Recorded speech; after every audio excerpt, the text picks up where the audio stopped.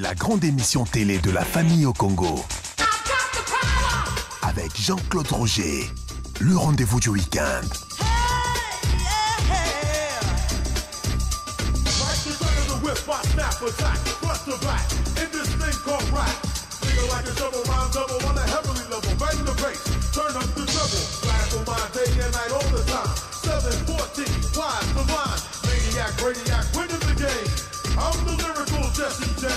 Papa, maman, émission et week-end et Lingi et Banda.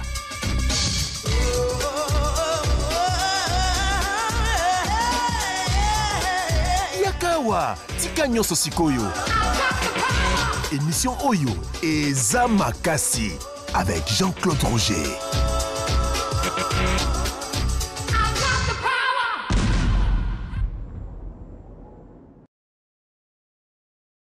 Voilà. Mesdames, Mesdemoiselles, Messieurs, bonsoir. Bienvenue sur B1. Vous êtes en compagnie de Jean-Claude Roger, de Madame Julie Sefou. Vous êtes au rendez-vous du week-end. Comme le dit l'adage, un rendez-vous nécessite un lieu de rendez-vous. Une heure de rendez-vous. Avec une personne. Avec une personne. Madame Julie Sefou, nous sommes au bon endroit? Au bon endroit, nous sommes sur B1. Bon week-end à vous aussi. Bon week-end. Bon week-end. Comment ça va, Madame Julie Sefou? Ça va bien. Ça va. Moi, je suis en pleine forme aussi. J'ai travaillé, j'ai préparé le rendez-vous du week-end. Et pour ce faire, nous avons un invité, et non des moindres. C'est pourquoi je voudrais vous présenter notre invité du week-end, en la personne de l'évêque Élisée, qui est donc notre invité du jour. Et je prévu de vous le présenter de manière le plus complète. Et j'ai pris quelques notes, si vous permettez. Allez-y. Alors, nous avons comme invité l'évêque Élisée Pierre Elonga Toukombe Jules. Il est docteur en théologie, il est enseignant, prédicateur et conférencier. Il est également visionnaire donc, et représentant légal de l'église missionnaire Christ le Bon Berger. Il est pasteur titulaire de la paroisse centrale, la maison de Dieu pour toutes les nations. Son église est située donc dans l'enceinte, d'après ce que j'ai pu voir également, du stade Tata Raphaël. Est-ce que c'est bien cela? Oui, c'est bien cela. Très bien. Pasteur évêque Élisée, soyez les bienvenus sur B1. Merci beaucoup, c'est gentil. Alors, comment vous vous sentez dans l'émission de Julie Sefou, le rendez-vous du week-end? Ben, c'est une émission que j'ai souvent bien suivie, avec beaucoup de plaisir. Et donc, intégrer cette émission, être dedans, devenir un acteur parmi, mais c'est quand même extraordinaire. Pour moi, c'est un rêve qui se réalise. Gloire à Dieu. Gloire à Dieu, pasteur, parce que je vous ai toujours appelé pasteur. Oui. Ensuite, je vous ai vu évoluer. Vous êtes dans le ministère depuis plusieurs années. Au moins, combien d'années maintenant? Ça fait une vingtaine? Ben, plus de 27 ans dans le ministère. 27 ans? Oui. 27 ans. Et tout récemment, j'ai vu que vous avez été donc couronné, n'est-ce pas, de succès docteur en théologie. Oui, exactement, docteur en théologie. Oui, vous pouvez nous dire quelque chose, quelques mots? Ben, parce que, vous savez, la religion chrétienne est une religion qui est issue d'un livre. Et quand il y a un livre, il faut interpréter, il faut comprendre. Quand il y a un livre, il faut de l'intelligence. Le livre ne se lit pas de n'importe quelle manière. Et surtout, c'est le livre qui transporte la foi des hommes. Il faut bien le comprendre. Et je suis un peu désolé de voir que dans notre pays et dans le monde entier, nous sommes le seul... la seule carrière ou le seul métier où les gens ne se forment pas avant d'y accéder ou d'exercer quoi que ce soit. Vous allez voir quelqu'un qui, après avoir reçu un don spirituel, il se permet de bâtir une église et de faire, alors qu'il y a des principes, il y a des vérités, il y a une doctrine, il y a une manière de faire qui doit être conforme selon le livre de la Bible et selon ce que Dieu attend. Et beaucoup...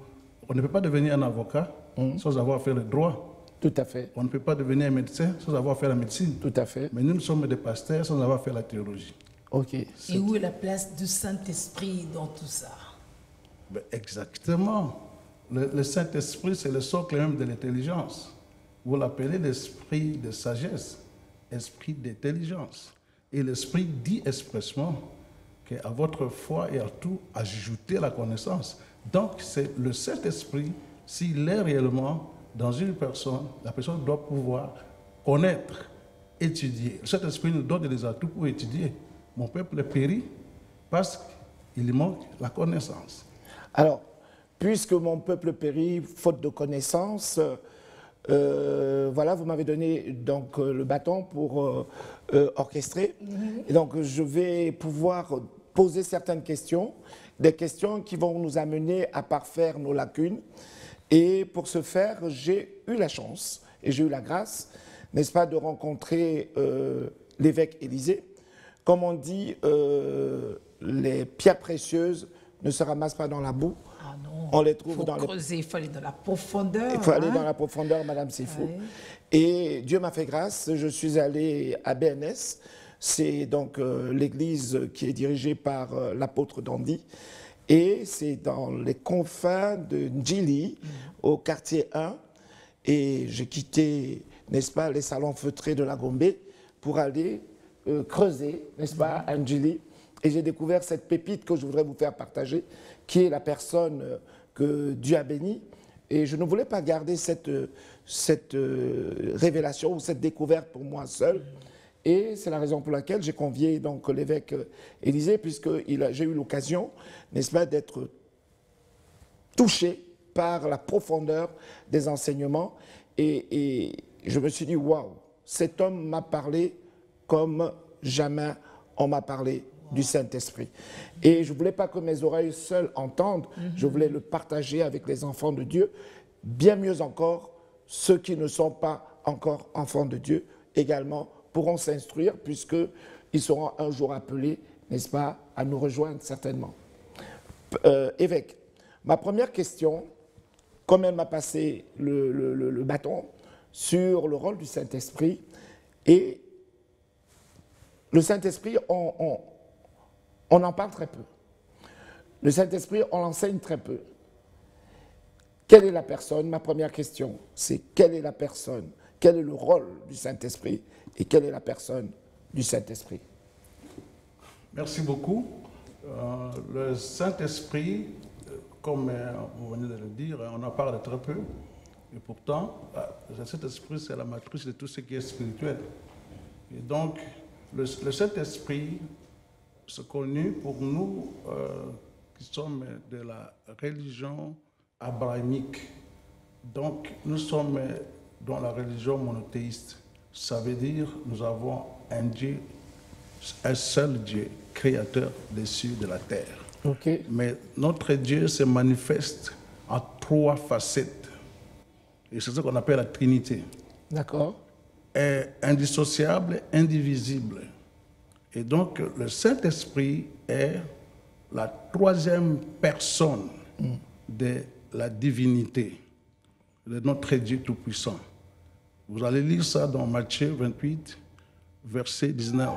Il dit, Jésus dit à ses disciples, allez, faites l'éducation de mes disciples et baptisez-les au nom du Père, du Fils et du Saint-Esprit. Et donc, vous voyez que c'est ça la Trinité. Le Saint-Esprit est la 3e personne de la divinité et donc il a sa place totale pour tout ce qui concerne notre foi. Le Saint-Esprit n'est pas une idée, n'est pas un souffle quelconque, n'est pas une puissance quelconque. C'est une personne de la divinité qui est totalement spirituelle. Le problème est au niveau de la conceptualisation du Saint-Esprit. Oui, l'homme totalement spirituel. Oui, l'homme ne sait pas concevoir qu'il y ait une personne qui est entièrement spirituelle. Okay. Il ne sait pas imaginer, on ne sait pas conceptualiser. Et Paul dit, je suis allé jusqu'au 3e ciel. J'ai vu des choses qu'on ne peut pas dire. Il n'y a pas de mots pour les dire parce qu'il n'y a pas de comparaison. Quand je dis bouteille, quelque chose est dans votre tête, vous savez. Tout à fait. Quand je dis montre, vous voyez déjà qu'est-ce que c'est. Tout à fait. Mais quand je dis Saint-Esprit, oui. Il n'y a pas la conceptualisation. On n'arrive pas à conceptualiser. Ouais, alors c'est une personne entièrement qui a la volonté, qui peut se fâcher, qui peut s'attrister, qui peut punir, on peut même lui mentir. Vous voyez, tout ça se trouve dans la Bible. Donc ce n'est pas une force neutre, quelque chose comme ça. Oui, parce que beaucoup de gens pensent que le Saint-Esprit, c'est une force, c'est une puissance, parce qu'on parle du Saint-Esprit, c'est une puissance. Non, c'est une personne qui a une fonction. Oui, qui a une fonction. Puisque au ciel, tout est organisé. Donc le Saint-Esprit a une fonction. Oui. C'est la troisième personne et non des moindres de la Trinité. Oui. OK. Alors je voudrais vous poser la question, Madame Julie Sefou, permettez-moi, c'est mon côté pasteur qui reprend le dessus. Puisque je suis avec l'évêque, je vais en profiter pour prendre le maximum pour que les gens puissent comprendre. Et j'ai pris quelques notes comme ça pour sortir du côté église, mais aller dans le côté enseignement. Mais enseignement tout en donnant l'impression aux gens qui ne sont pas en train de se faire enseigner. Ils sont en train de suivre les rendez-vous du week-end. Vous savez, avant que je revienne dessus, les rendez-vous du week-end, la dernière fois, on a discuté de l'injure publique. Dans cette émission, on peut parler de beaucoup de choses. On a parlé de l'injure publique, on a parlé de la colère, on a parlé du comportement, on a parlé de l'investissement. Dans cette émission, on va aborder tous les sujets. Si je vous ai fait venir, c'est que l'importance du Saint-Esprit est ce que j'ai entendu. J'ai dit, nul ne m'avait jamais, alors que je suis pasteur, je suis passé par une formation. Et ce que vous venez de dire est fondamental. J'étais en train de lire un livre ce matin, et ce livre, c'était sur le système babylonien. Et on disait que les pasteurs dans les églises ne sont pas passés par une formation. Ils se sont levés un jour pour certains, n'est-ce pas? Ils ont dit Dieu leur a parlé. Dieu nous a parlé, etc.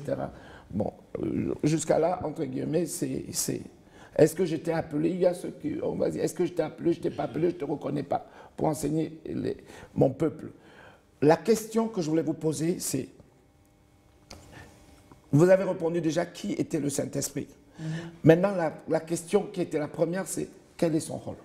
Voilà. Le rôle du Saint-Esprit, je veux que tout le monde comprenne ça bien. Le rôle du Saint-Esprit, c'est de manifester la divinité sur la terre, manifester Dieu sur la terre. Vous allez comprendre que le Saint-Esprit n'est pas l'apanage des chrétiens. C'est faux. Le Saint-Esprit est Dieu. Il dirige toute personne, tout événement, tout foyer, tout. Le Saint-Esprit est en train de diriger des gouvernements, même des présidents de la République. Alors, le Saint-Esprit est Dieu. Vous avez dit, ça faillit échapper à certains. Chaque mot que va dire l'évêque a une importance, c'est un théologien. Ce n'est pas n'importe quel pasteur, c'est quelqu'un qui est aguerri.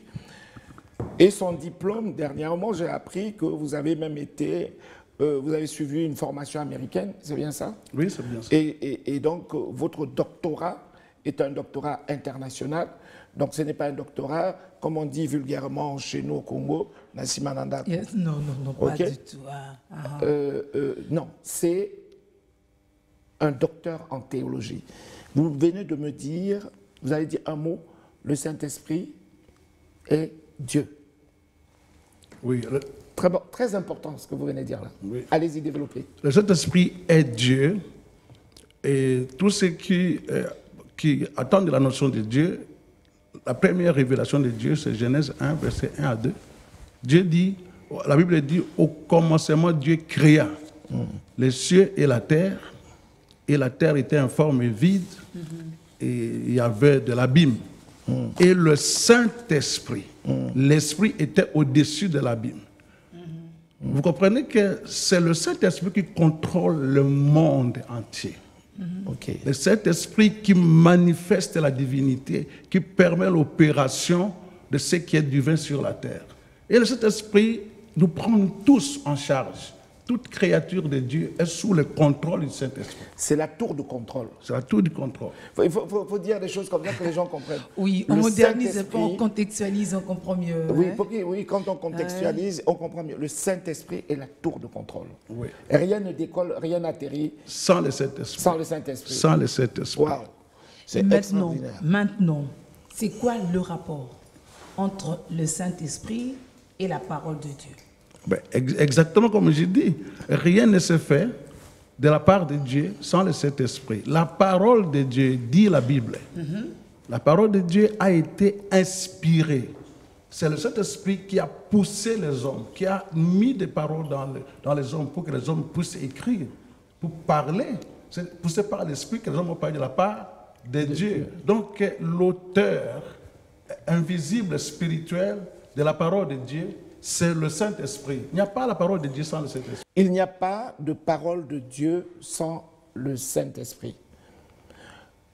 Évêque, vous venez de dire quelque chose qui est important, qui m'amène à cette question. Donc, le Saint-Esprit nous enseigne. Oui, exactement. Jésus l'a dit clairement. Jésus a dit, je vous ai enseigné des choses jusqu'à ce point. Moi, je dois rentrer. Mais c'est lui qui doit venir encore vous donner des profondeurs de cette parole, vous expliciter les choses que vous n'avez pas pu comprendre. La révélation. La révélation, Okay. il vient. Il vous enseignera sur toutes choses. Il n'y a aucun prophète, il n'y a aucun sacrificateur, il n'y a aucun serviteur de Dieu qui a parlé de son fond pour que ça soit divin. Il faut qu'il parle du fond du Saint-Esprit. C'est l'Esprit qui donne. C'est l'Esprit qui utilise le verbe des hommes, la parole, pour que la parole soit une parole divine. Donc, sans le Saint-Esprit, il n'y a pas la parole de Dieu. Il n'y a aucune parole de Dieu qui soit parole de Dieu si ce n'est pas une parole ointe par le Saint-Esprit. D'accord. Donc, une parole ointe par le Saint-Esprit nous conduit à la révélation. Oui, exactement. La révélation des choses qu'on ne peut pas connaître par sa propre intelligence seulement. Vous voyez, donc, j'essaie de m'approcher le plus d'un vocabulaire profane pour que tout le monde puisse comprendre. Est-ce que à la sortie, j'aurai mon diplôme de théologie? Mais pas tout de suite. Je suis pasteur, mais je n'ai pas de diplôme de théologie, mais en fait, parce que c'est un doctorat, hein, attention, c'est pas n'importe qui dit je suis docteur en théologie.